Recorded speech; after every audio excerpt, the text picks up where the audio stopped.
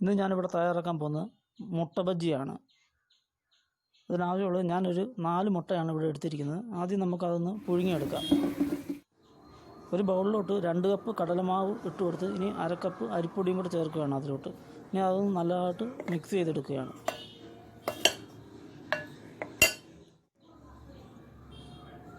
അതിലേക്ക് ശകലം ബേക്കിംഗ് സോഡയും കൂടെ ചേർക്കുകയാണ്. ഇതിലേക്ക് 1 ടേബിൾ സ്പൂൺ മുളക് പൊടിയും കൂടെ ചേർത്തിരിക്കുകയാണ്. കുറച്ച് മഞ്ഞൾപ്പൊടിയും കൂടെ ചേർത്ത് അതിലോട്ട് ആവശ്യത്തിന് ഉപ്പ് കൂടെ ചേർത്തതിനകത്ത് കുറച്ച് കായപ്പൊടിയും കൂടെ ചേർത്ത് കുറേശ്ശെ വെള്ളം ഒഴിച്ച് ഇതുപോലെ കുഴച്ചെടുക്കുക. ഇതുപോലെ ആണ് മാവ് നമുക്ക് കിട്ടേണ്ടത്. ഇനി നമ്മൾ 4 മുട്ട നമ്മൾ രണ്ടായിട്ട് കീറി വെക്കുക. അതിലോട്ട് കുറച്ച് കുരുമുളക് പൊടിയും കൂടി ഇട്ട് വെക്കുക. ഇനി ഒരു പാൻ വെച്ച് അതിലോട്ട് ഓയിൽ ഒഴിച്ച് കൊടുക്കുക.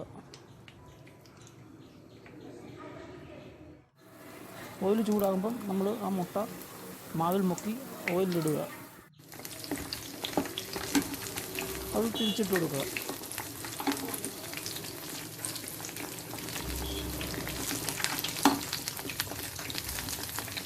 ഒന്ന് 2 വട്ടം അങ്ങോട്ടും ഇങ്ങോട്ടൊക്കെ തിരിച്ചിട്ട് കൊടുക്കുക. നമ്മുടെ മുട്ട ബജ്ജി റെഡി ആയിരിക്കുകയാണ്. വളരെ എളുപ്പമാണ്. എല്ലാവരും ചെയ്യുക. നല്ല ടേസ്റ്റുമാണ്.